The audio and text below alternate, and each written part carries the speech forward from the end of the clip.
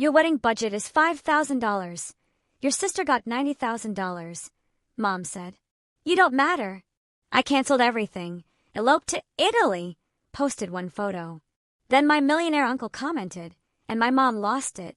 You know, there's a moment when the truth you've been quietly avoiding, the truth that gnaws at your soul, suddenly screams itself into existence.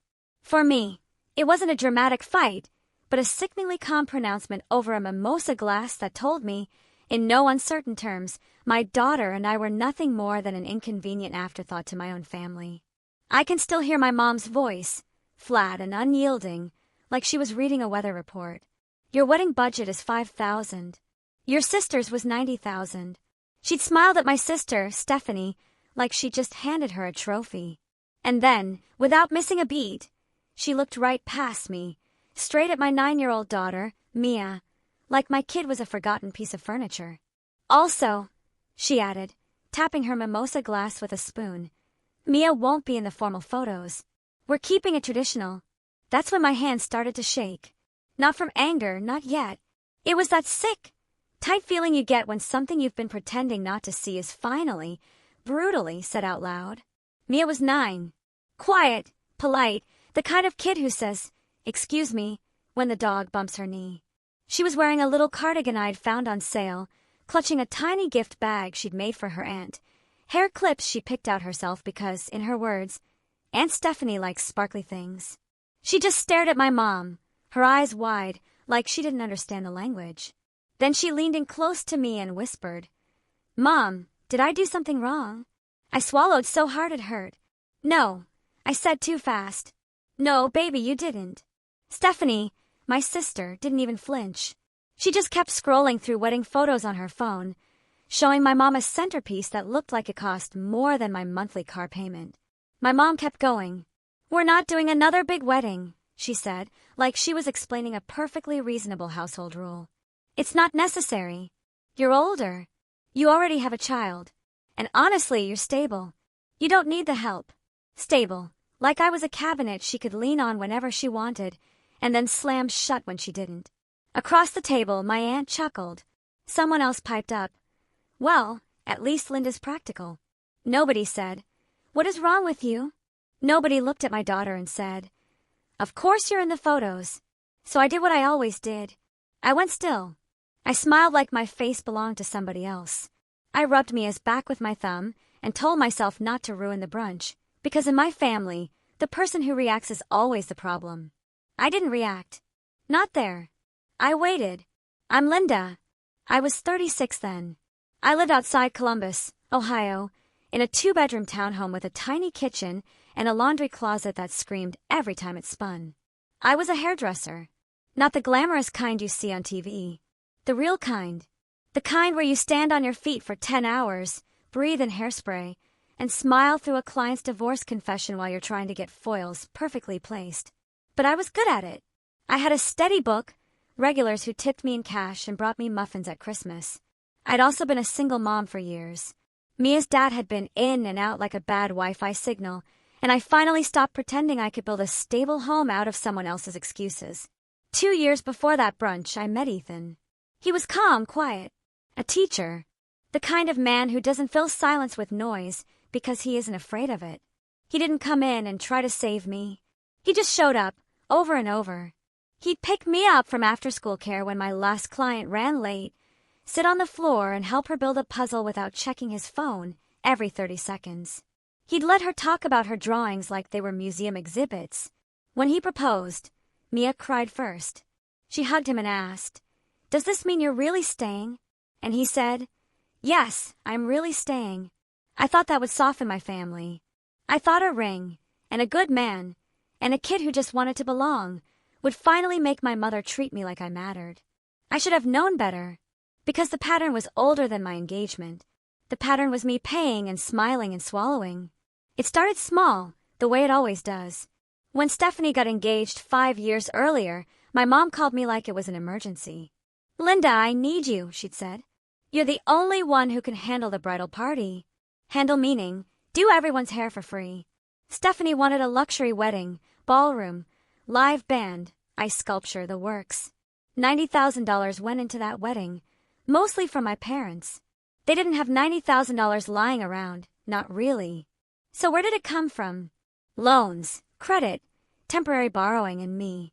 At the time, my mom was struggling with bills. My dad's truck needed repairs. The roof might leak. My brother could really use help with daycare for the month. So I said money. Not huge amounts at first. 200 here, 300 there. Then my mom started saying things like, just until we get through this month.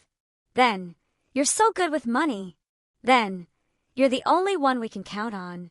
I became the family's quiet little emergency fund. And they got comfortable with it. It wasn't just cash.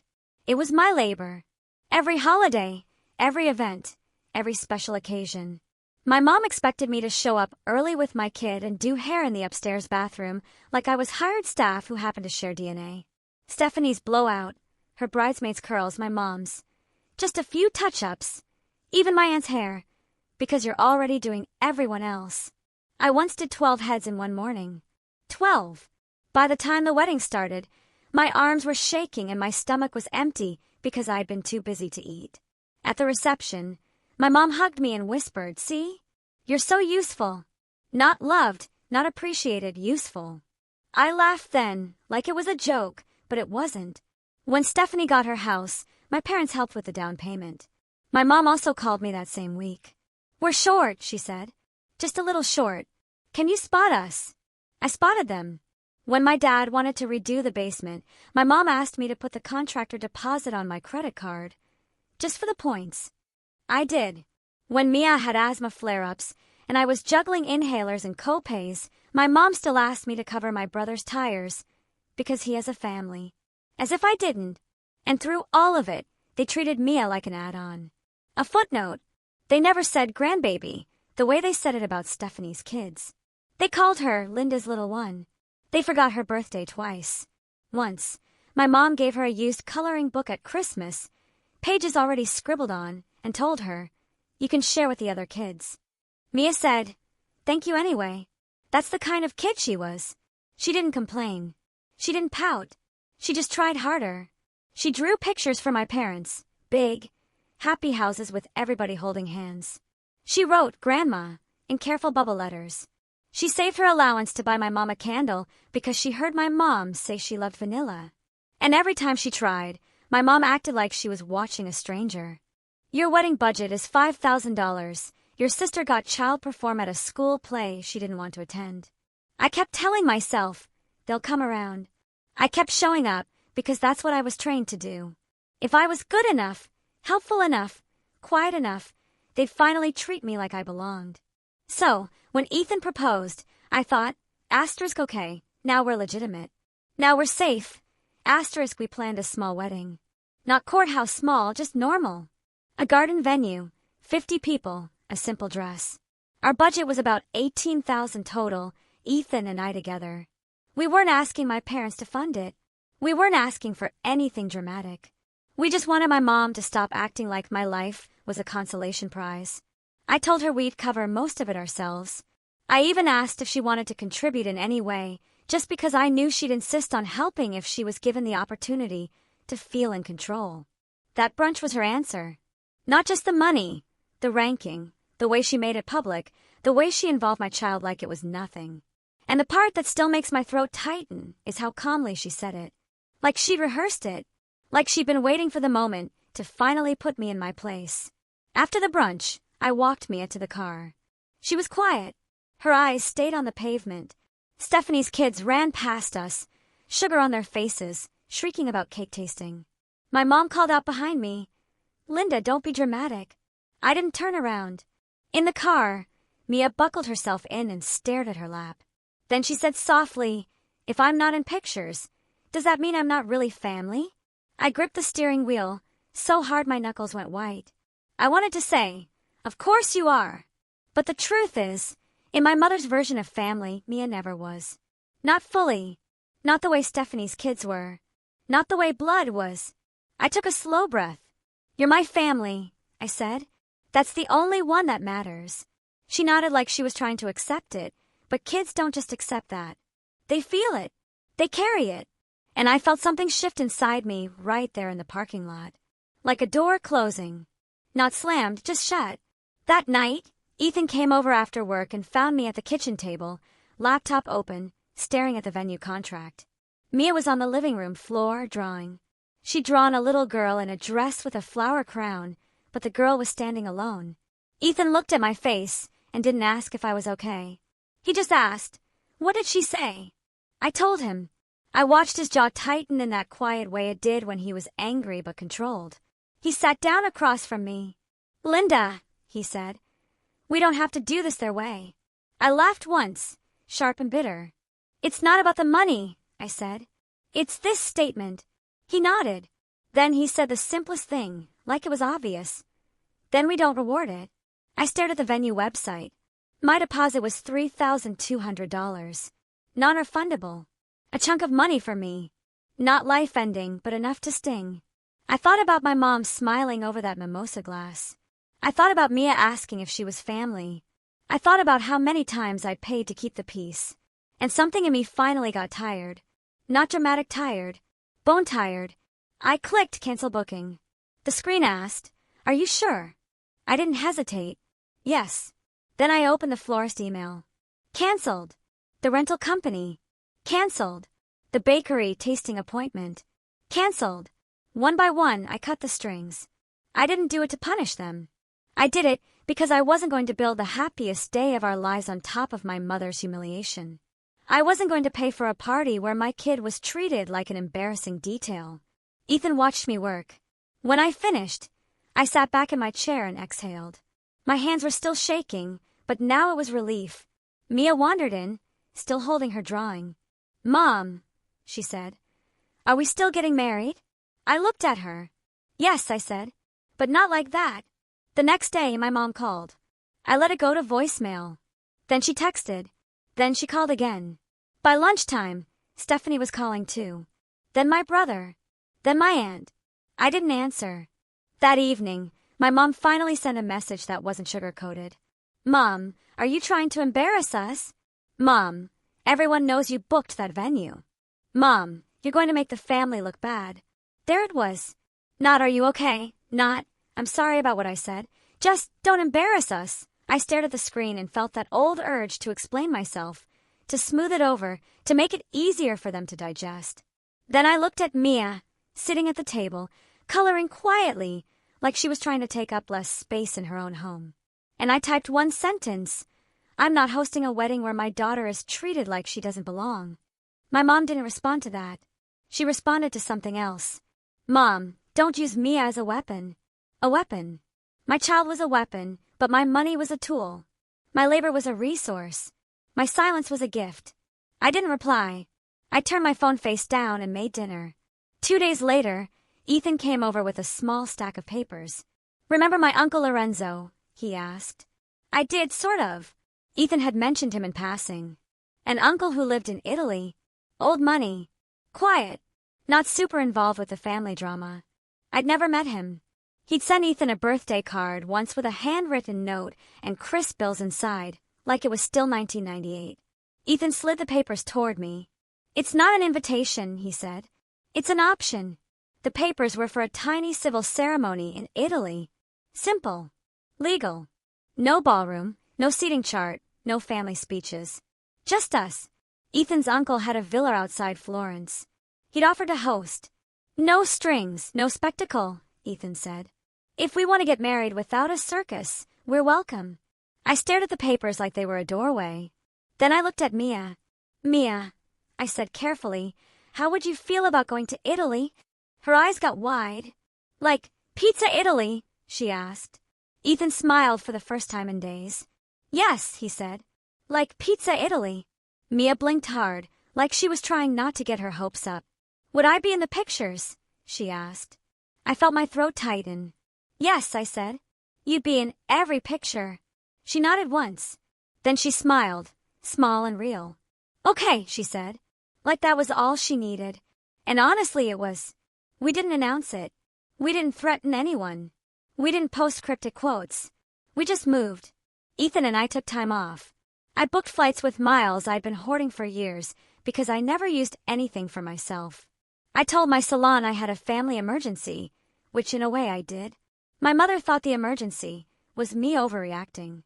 The real emergency was my daughter starting to believe she didn't belong. We packed light. Mia tucked her favorite sketchbook into her backpack, along with a stuffed rabbit she still pretended she didn't need. The night before we left, my mom called again. I answered this time, not because I wanted to argue, but because I wanted to give her one chance to be a mother. She didn't take it. "Have you calmed down?" she asked immediately. "I canceled the venue," I said. "Yes." There was a sharp inhale on the line. "You did what?" she snapped. "Linda, that was a family event." "It was my wedding." "It was a family event," she repeated, like my words didn't matter. "And you are not going to punish everyone because you're jealous of your sister." Jealous? As if I wanted $90,000. As if I wanted to be ranked. As if I wanted my child erased. "I'm not jealous," I said steady. "I'm done being treated like I'm less." My mom's voice went cold. "You're being selfish." I waited. She didn't apologize. She didn't mention Mia. So, I said the boundary out loud, calm and simple. "I'm not funding a family that won't include my child." There was a pause. Then she laughed. One of those little laughs that meant she thought she still had power. "You'll come crawling back," she said. "You always do." I didn't yell. I didn't cry. I just said, "No, I won't." And I hung up. Italy felt unreal at first. The airport signs in a language I half recognized. The air warmer than Ohio, the sunlight hitting old stone buildings like the whole world was made of honey. Mia pressed her face to every window, like she was afraid it would disappear if she blinked. Ethan's uncle Lorenzo met us with a driver and a small wave, like he wasn't the kind of man who had people driving him around. He was older, silver hair, calm eyes.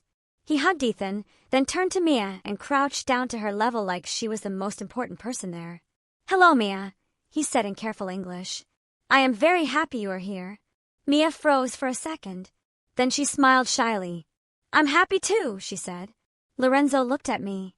"Linda," he said, like he'd known me forever. "Welcome."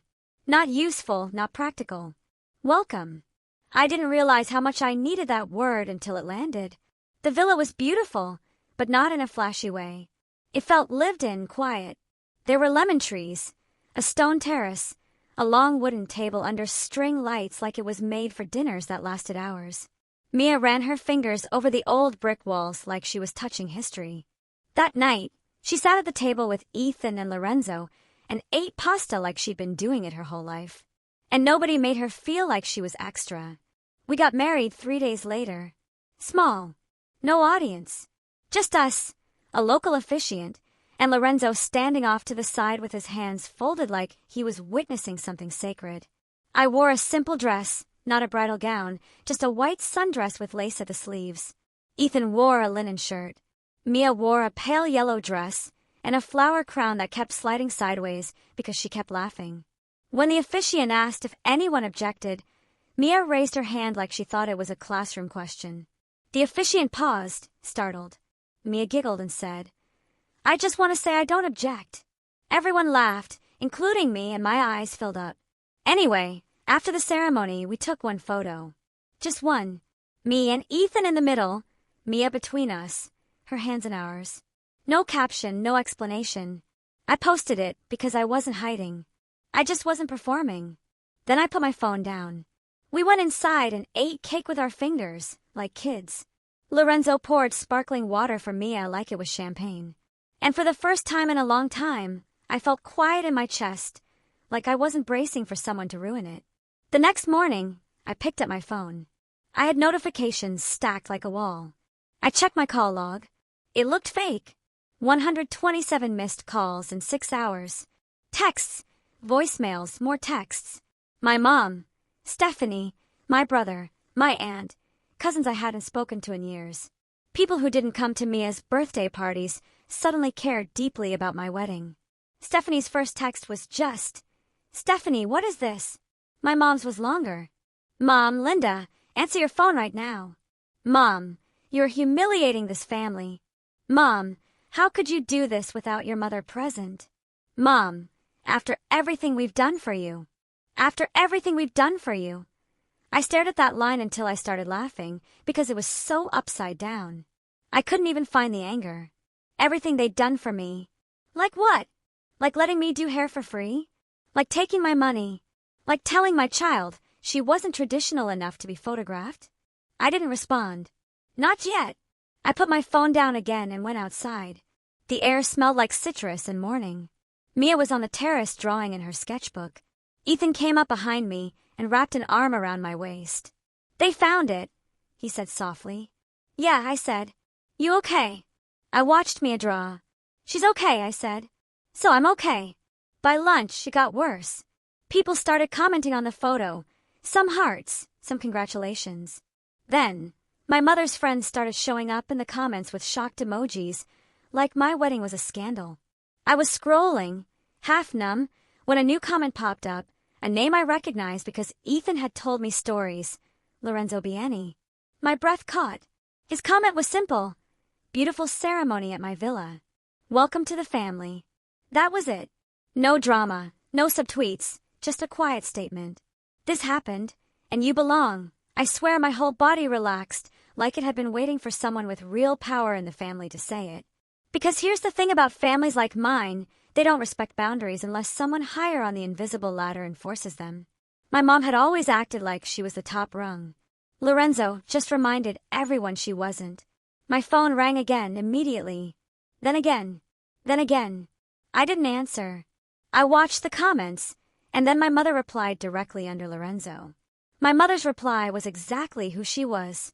Not loving, not heartbroken, but controlling, performative. A public attempt to yank me back into line. She wrote, "Please don't encourage this. Linda is confused and acting out.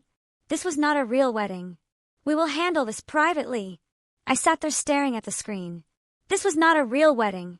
I looked over at Mia, who was humming to herself while she drew me in a dress, Ethan in a shirt, and the three of us holding hands under string lights. Real enough for her. Real enough for me. Ethan read it over my shoulder. He didn't swear. He didn't rant. He just said, "We're not doing this." Then he took my phone gently from my hand and set it down like he was putting away something sharp. "We're not giving her our day," he said. And we didn't. That evening, Lorenzo invited us to dinner at the long wooden table. He didn't mention the comments. He didn't ask for details. He just made room. There were candles, bread, a simple meal. Mia sat between Ethan and me like she belonged there. Because she did. Halfway through dinner, Lorenzo looked at me. "I know your mother is loud," he said carefully. I blinked, surprised he'd address it at all. He continued, still calm. "In families, there are often people who take," he said, "and people who give. The takers become angry when giving stops." I swallowed. He set down his glass. "In my home," he said, "a child is never made to feel small. Never." Mia didn't hear. She was busy dipping bread into olive oil like it was her job. But I heard, and something inside me unclenched again because I realized I'd been trying to earn basic decency from people who didn't even believe they owed it.